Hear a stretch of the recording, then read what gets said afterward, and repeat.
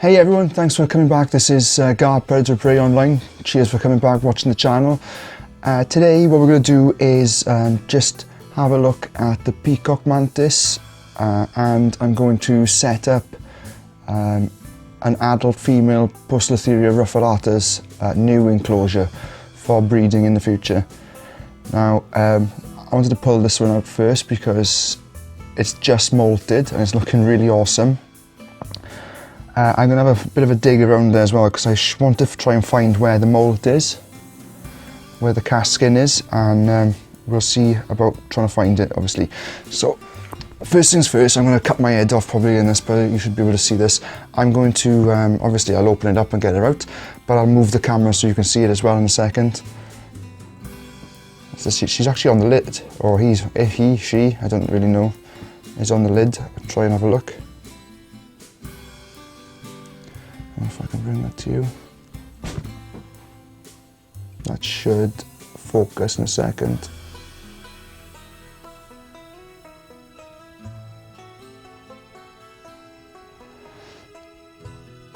Yeah, autofocus is shit, isn't it? So are you still?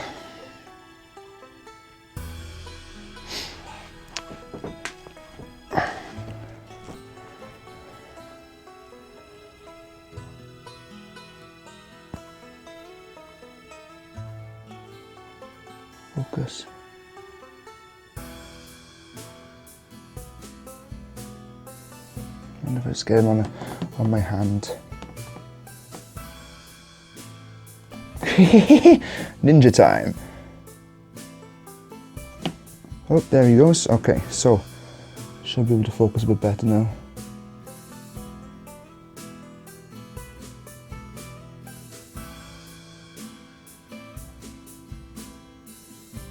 Why is it not focusing?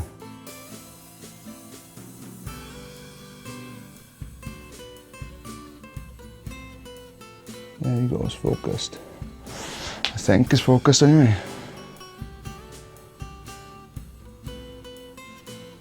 Will not focus on. Wait, he's gone.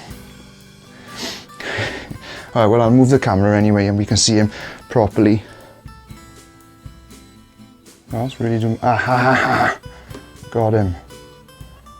Right, you stay there, matey boy. I got you.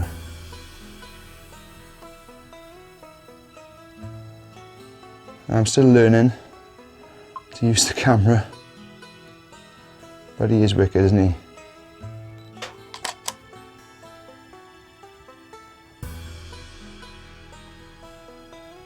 Zooming around. He's a little ninja.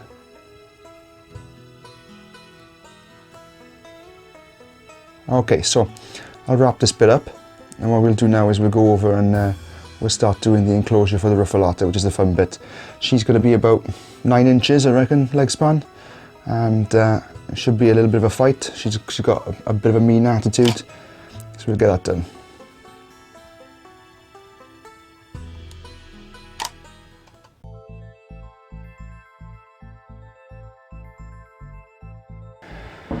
Right guys, welcome to the kitchen.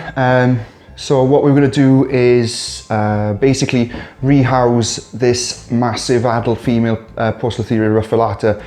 Now there's 2 reasons why I want to do it. One is, it's a good opportunity to show you guys how to do it, how I do it. And 2, I want the glass tank. So this is a 20 by 20 by 30 Spider Shop glass terrarium, absolutely perfect for keeping adult pokies in.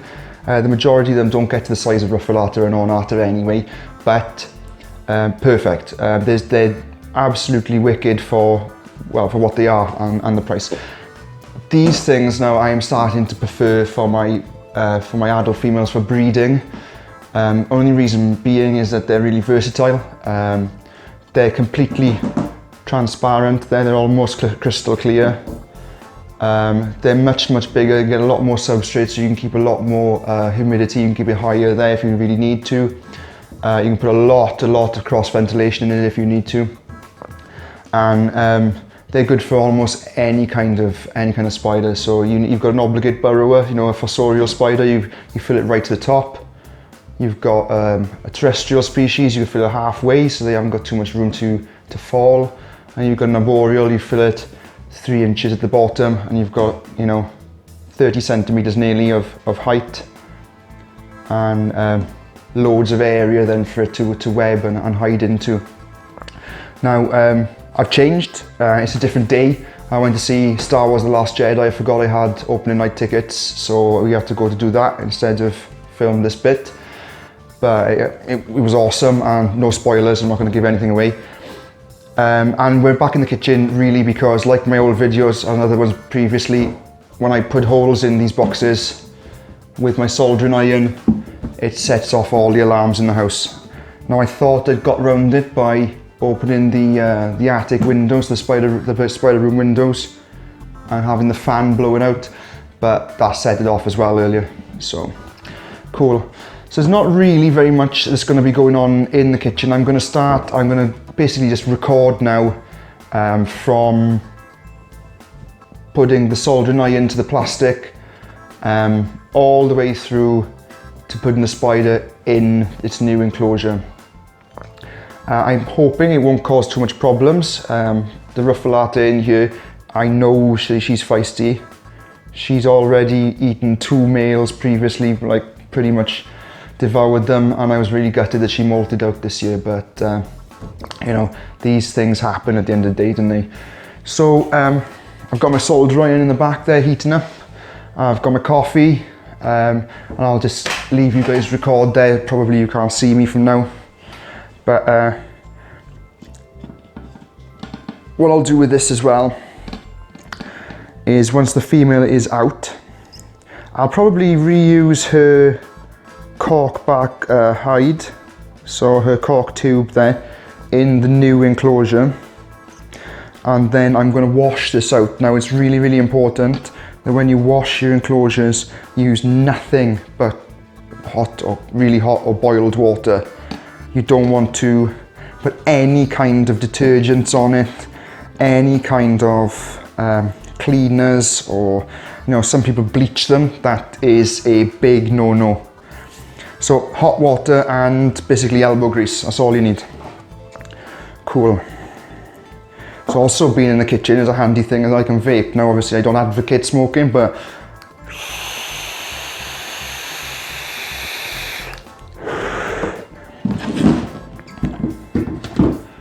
some reason this is still wet. I don't know why.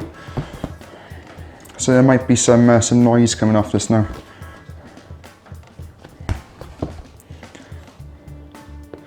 And I always tend to make my holes from the inside of the lid for some reason. I found in the past that the plastic can melt into a sharp point, and I'm just not willing to risk spiders hurting themselves on a sharp bit of plastic that I've done. When it comes to the sides of the box, what I do is I rub over the insides to make sure that it's all nice and smooth. I'm sure you don't have to. I'm sure it's just fine, but it's just my kind of cautious mind at work there. So this can, if you're only doing like 1 tub, this can be a bit therapeutic. But if you've got 10, 15 tubs to do, this is the most boring job in the world. And I'm sure, as you know now, it's a great video for you to watch, isn't it? So while I'm doing this, anyone actually go and see The Last Jedi last night? If you did, post in the comments what you thought of it. Please, no spoilers. I'm sure anyone who's reading the comments will be absolutely, totally pissed off if someone blows a major reveal in my comments. That'd just be my luck though.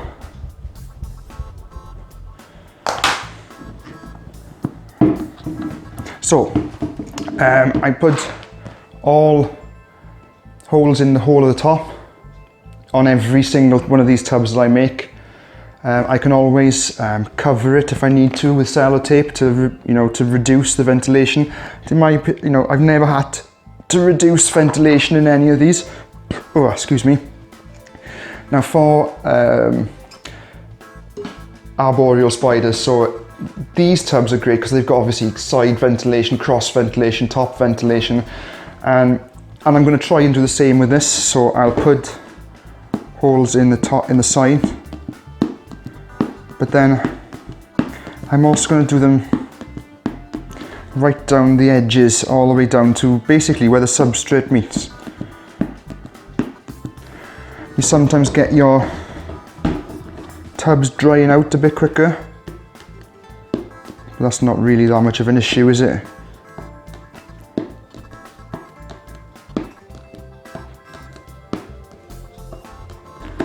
Yeah, and you can see then, so I'm going to put the substrate level to about here, so it'll be about 3 inches.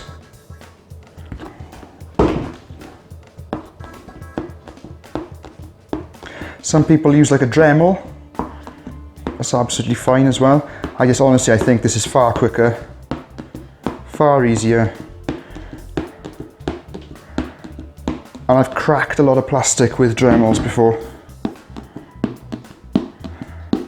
I end up throwing the tub across the room.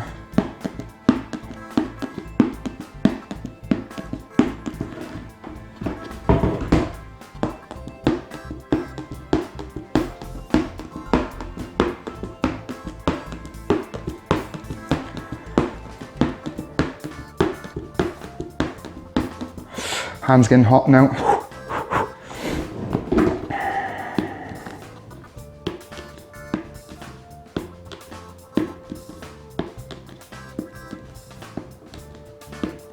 I've actually just pretty much woken up as well because we got home at 4 AM.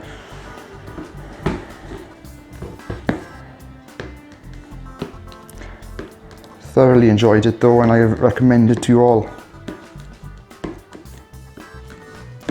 Ah, shit.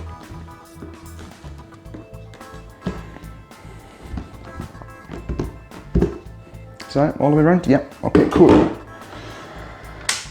Turn this bad boy off. I'm trying to blow myself up.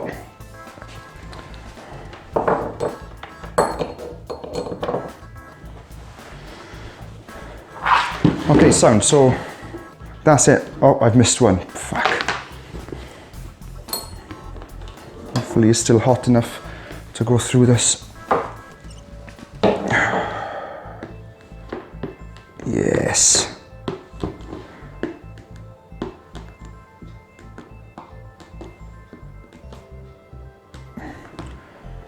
Nice one. Cool.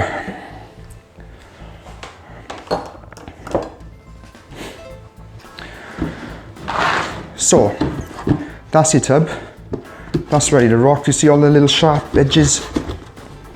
Now, check on the inside. No.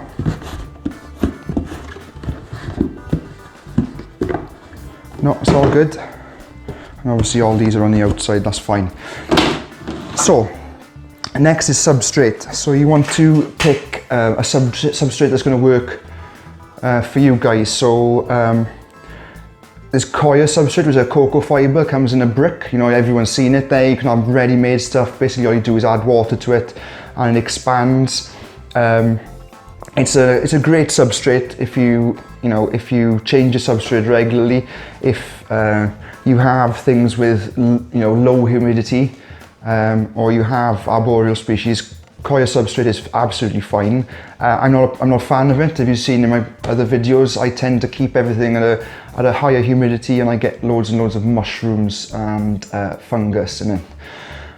Everyone goes, add more ventilation, but with some fossorial, so obligate burrowers, you just can't put that in. What's the point in putting all this ventilation in if you're just going to cover it with mud anyway? There's no point.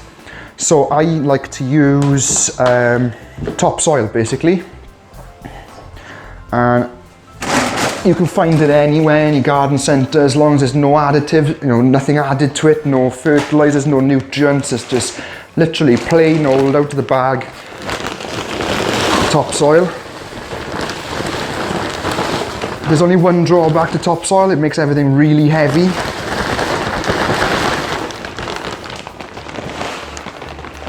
And it's not as messy as coir can be when I'm trying to make it. So what have we got there? We've got about 2 inches, a bit more.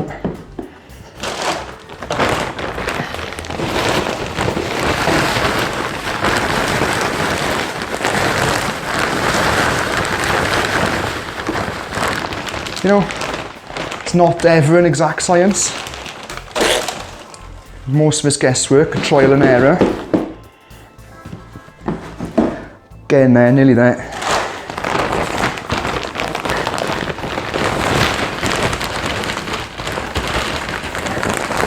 Get out there, you bastard.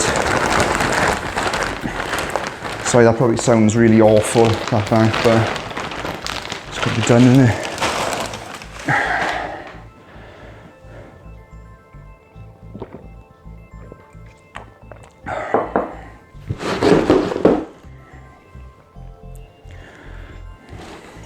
Yeah, while you're there actually, I've got other animals. Hold on, see if I can get one in here now. Boys, come here. Ginny, come here. What's this? Hey, come here. Come here. Come on.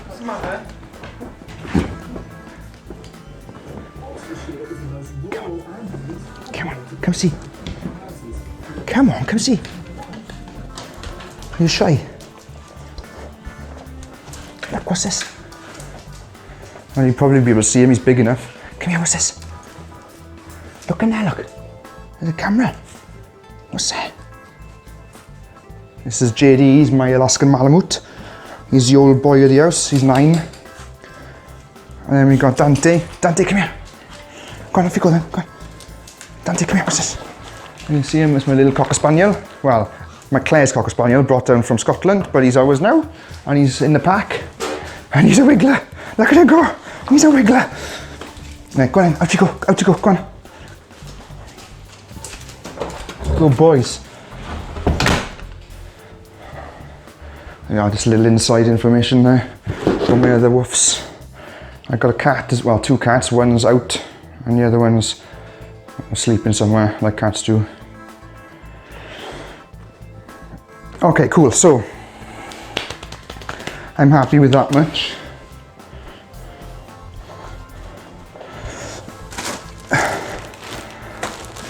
I've got some moss here, some sphagnum moss, and some leaf litter that I picked from a forest. Now, it could be really easy for me right now, okay, because the female is actually in her retreat. I could just open the lid, you know, close off both sides with like a catch cup over the top, just lift her out and put her straight in. But I don't really want to do that when I'm showing you how I do things, so I'm going to set up everything else apart from the retreat, and then we'll go up into back up into the spider room, and I'll pull her, well, I'll get her out really, and we'll transfer her safely from one place to the next. Cool, so moss. Nice damp sphagnum moss. Really not very much use apart from maybe keeping a bit of humidity, but it does go dry really quickly. But it just makes things look better. Yeah, really. You know, the spider doesn't really care for it. It'll make absolutely no difference. Most of it will end up in the water dish anyway. But it brings a bit of colour, doesn't it? And these may be a little bit too dry. Well, I'll wet them. So let's get a lot of leaf litter and twigs like that. And I collected these from an oak, basically a forest that's right near my house. I live in a city. It's not a massive city, obviously Swansea, but it is a city. So there are a lot of kind of small green areas around, but most of them have got, you know, straight drive-by traffic on them, and I just don't, they're probably safe enough, but I just don't feel right collecting leaf litter from places where there's people spraying obviously for their flowers, and cars driving past, and dogs pissing everywhere. So 5-minute walk, I've got a park, and in the middle of the park there's a forest, and I can pick the leaf litter there, and I just go out, you know, once maybe every 2 months and just, you know, pick a Tesco carrier bag full of them.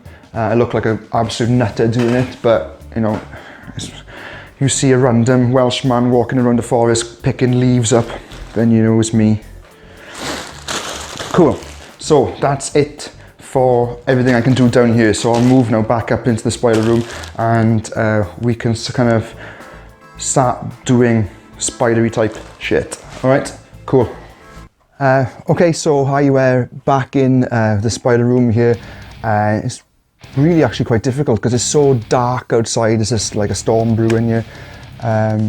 So I've had to get my desk lamp up and all kinds of shit. I really need to, you know, to purchase some proper lighting for this. That's my next purchase.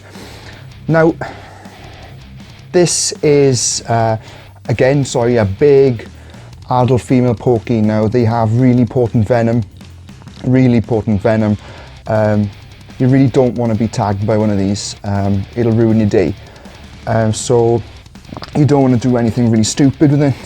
You just want to do it really nice and easy. Like I saw a guy on Facebook today, absolute idiot, willingly getting himself bitten by a Cyribrigopus species. What a complete tool. I mean, I've been bitten by a spider in the past, an old world spider. It's really not fun. Really not fun. So I implore you guys out there, while you're doing this, respect them, take real care. If they don't want to play ball, just leave them alone for a bit. It's you know, really important to, you know, I have to stress the fact that these guys, you know, are the balls, basically. Okay, so I got my big catch cup. She's a big girl. I think I said that she was like 9 inches in the bit before. I've actually I measured her with a tape measure. She's just about 8 inches. It's a little bit over 8 inches maybe. So still quite a big girl. And I gotta be honest, I always get a little bit nervous when I'm doing this. But, you know, it's just, if she doesn't want to play ball, I'll stop the video and we'll do it another time. It's just that simple. I mean, take your time with them. So I've had a torch. She's in her hole there. I can see her. So she's right near towards the end. So what I'm going to do, I've removed the water dish. I've already put that back inside her new enclosure. And I'm going to pull out the cork tube, like I said I was going to do earlier. And then what I'll do is I'll get her out of the cork tube, keep her in this catch cup, and then set up that one. And bring that up. Oh, excuse me. And then we'll see how we're going. So, lid is already off. I need this one as well. So with the torch,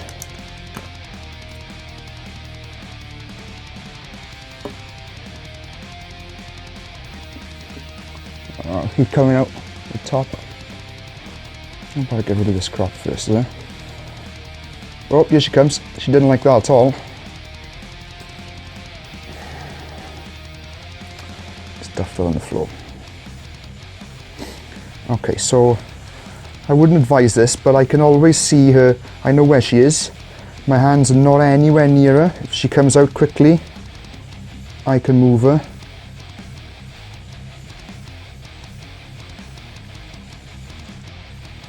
And I can see her abdomen there now. Put it down very slowly. Okay, let's get rid of this. I don't need a torch anymore. Okay, so that's blocked? No, you can see feet's that sign. So I'm gonna basically let her go the way she wants to go. Oh, no, she's coming out the back.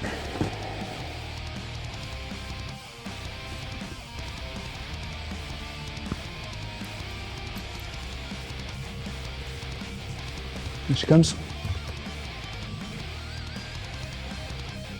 Here she comes. Slow back. Very slow because she's a quick one. There she is. She's coming. Let's start to remove this here. No, she's going back in.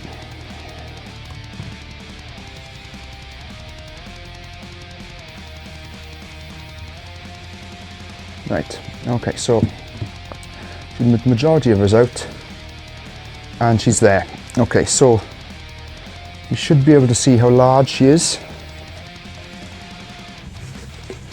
And I use the spider, you know, like you catch house spiders in the house, one on top, one on the bottom. She's actually curled up at the top there. But she is a big, big girl. Right, so let's get her enclosure up here, a new one.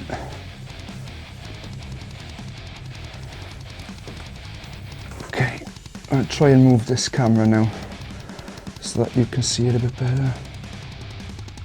No, that's about as good as you're going to get there, I think, unfortunately. So, oh, she's got a roach there, look. Random W roach. You can go back in there, happy days. And this was the top of it, so obviously she wants that to be the bottom. So I dig a nice little bit of a scratch out for her.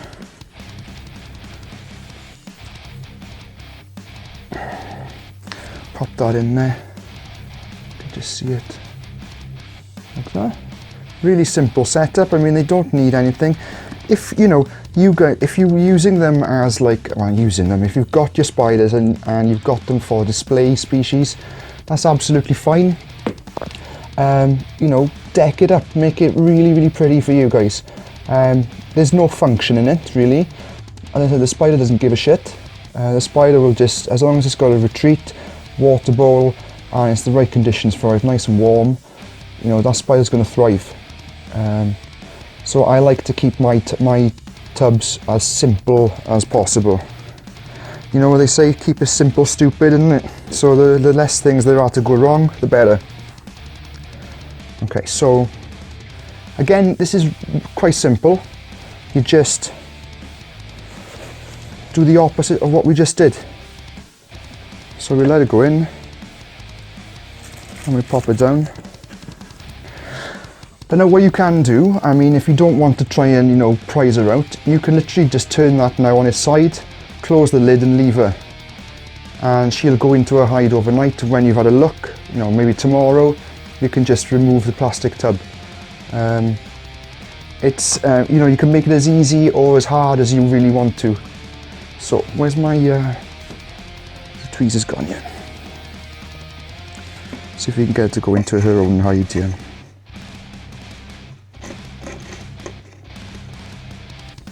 There we are, there she's coming now. And she knows where her hide is. Oh, she's going to run.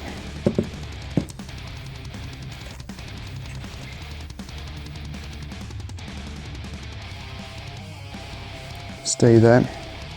Now this is where I've fallen down on preparation. I can see the lid is over there. So keep an eye on it. Keep an eye, keep an eye, keep an eye. And that's her there. If I can take this off here.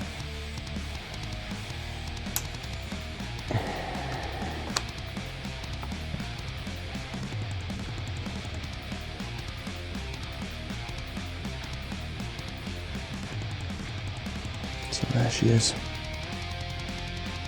Sorry for the steady, my hands are really shaky. She's there. She's happy days. You can see me. Okay, cool.